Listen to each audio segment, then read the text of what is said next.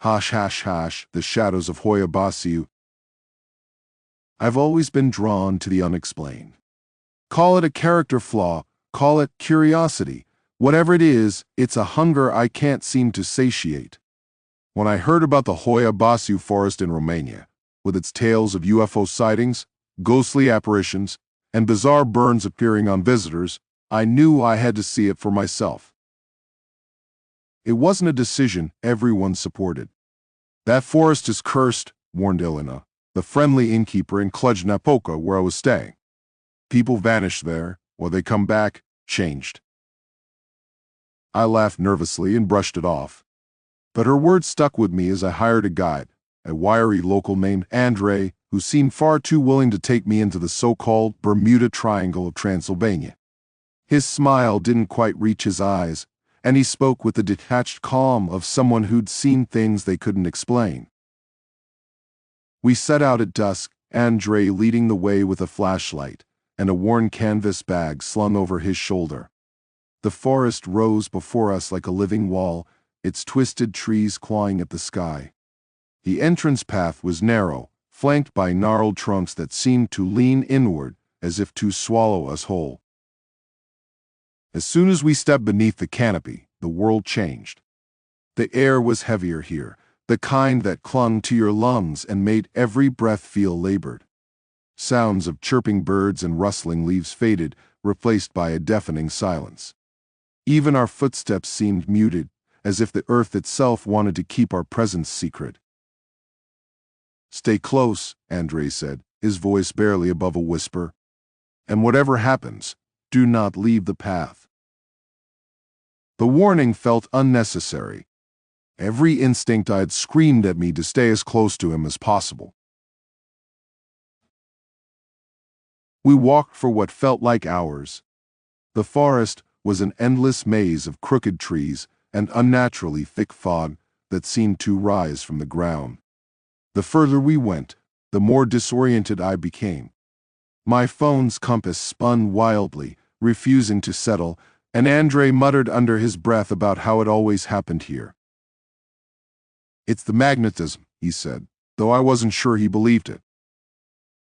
After a while, we reached the infamous La Clearing, a near-perfect circle where nothing grew. The ground was barren, save for a few tufts of grass scorched black. The trees around it leaned outward as if repelled by the space. "This is where it happens," Andrei said, his tone grave. "Where what happens?"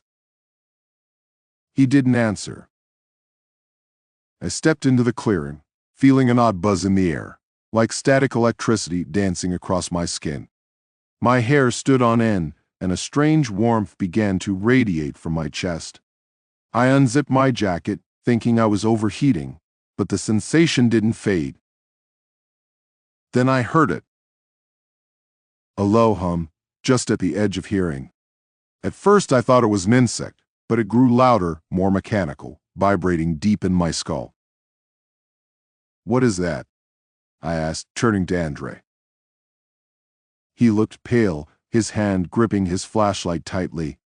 "We need to go," he said. "But..." "Nat'll..." Before I could argue, a flash of light tore through the sky above us, bright and blinding. I shielded my eyes, but the afterimage burned against my vision, vivid and pulsing. Andrei grabbed my arm and yanked me backward, pulling me into the trees. "What was that?"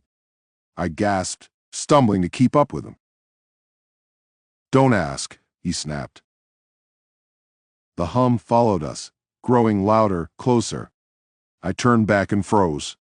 A figure stood at the edge of the clearing. It wasn't human, not entirely.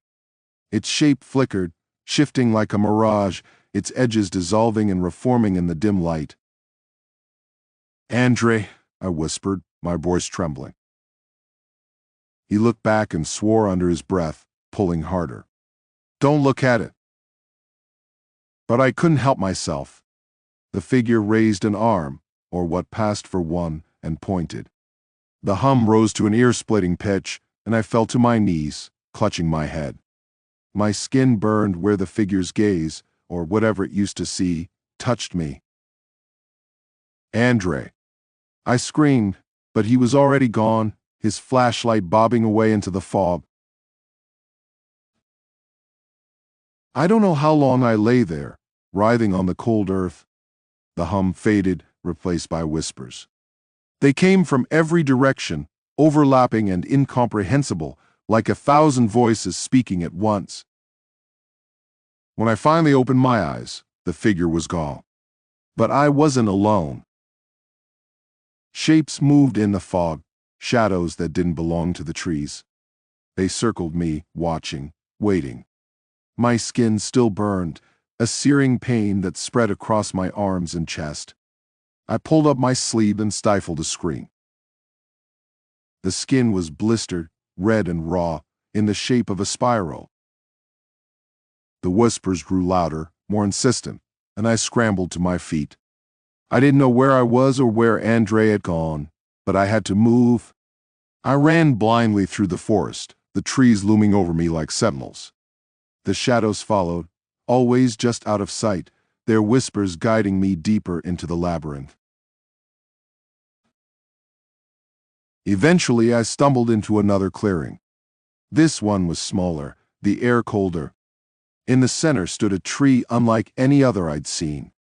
Its trunk was blackened, charred as if struck by lightning, yet it was very much alive.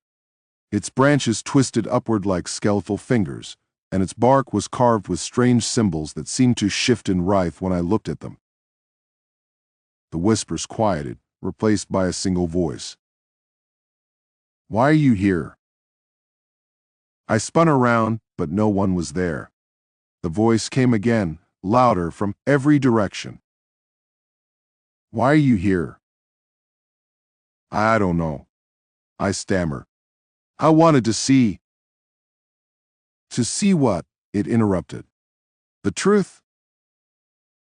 The tree's branches began to move, stretching downward toward me. I backed away, but the forest closed in, the shadows pressing against me, forcing me closer. Something touched my shoulder, a cold, skeletal hand. I turned and screamed. It wasn't Andre. I don't remember how I got out. The next thing I knew, I was stumbling into the sunlight, my clothes torn and my body aching. My burns throbbed, the spiral marks now scabbed over, and my ears rang with the echoes of that hum. Andre never reappeared. The police dismissed my story, calling it a drunken accident, and the locals refused to speak about the forest. But I knew what I saw, what I felt. Sometimes late at night, I still hear the whispers, and when I close my eyes, I see the tree, its branches reaching for me, its symbols burning into my mind. The Hoia-Baciu doesn't let you go. Not entirely.